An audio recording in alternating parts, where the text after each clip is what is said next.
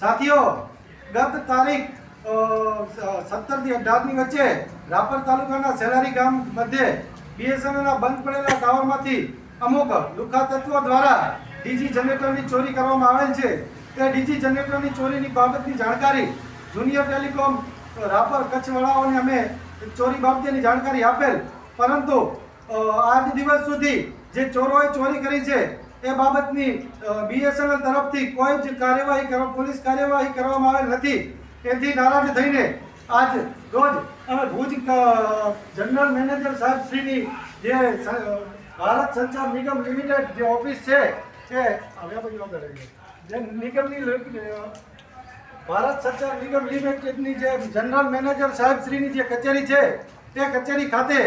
ધરણા કરવામાં આવેલ છે. આ ચોક્કસ મુદતના ધરણા કરવામાં છે જ્યાં સુધી સેલારી ગામના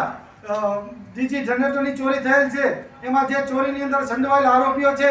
એ આરોપીઓ ઉપર બીએસએન વાળાઓ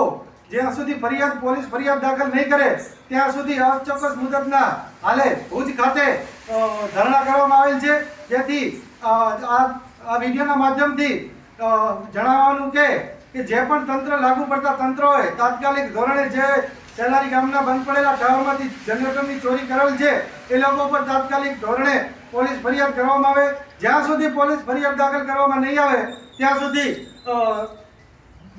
જનરલ મેનેજર સાહેબ શ્રીની જે શાખા છે ભુજ ખાતે એમાં અમે ધરણા ચાલુ રાખીશું.